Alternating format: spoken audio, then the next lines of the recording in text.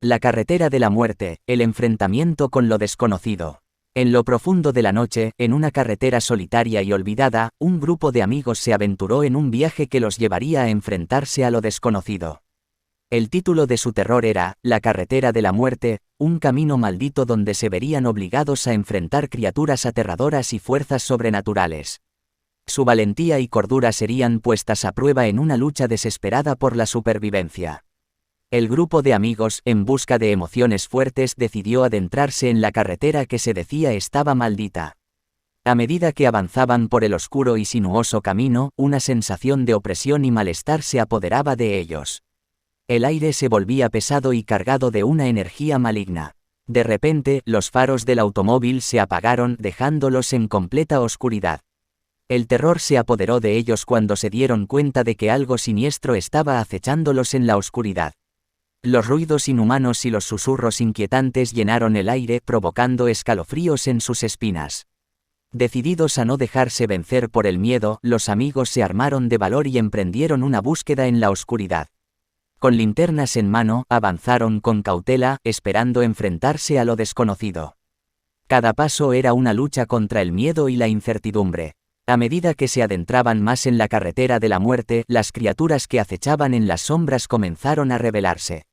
Seres retorcidos y deformes emergieron de la oscuridad con ojos brillantes y garras afiladas. El enfrentamiento con lo desconocido se volvió una batalla desesperada por sobrevivir. Los amigos, armados con coraje y determinación, lucharon contra las criaturas de pesadilla. Cada encuentro era una prueba de su valentía y habilidad para enfrentarse a lo sobrenatural. La carretera de la muerte se convirtió en un campo de batalla donde sus vidas estaban en juego. La noche parecía eterna mientras los amigos continuaban su lucha desesperada. Los cuerpos heridos y el agotamiento comenzaban a pasar factura. Sin embargo, su determinación no se desvaneció. Sabían que su única opción era enfrentarse a lo desconocido y encontrar una salida de ese tormento infernal. Finalmente, después de una batalla épica, el grupo logró encontrar un punto de escape. Con el amanecer asomándose en el horizonte, sintieron un respiro de alivio. Habían sobrevivido a la carretera de la muerte y a su enfrentamiento con lo desconocido. Mientras se alejaban de aquel lugar maldito, los amigos sabían que nunca serían los mismos.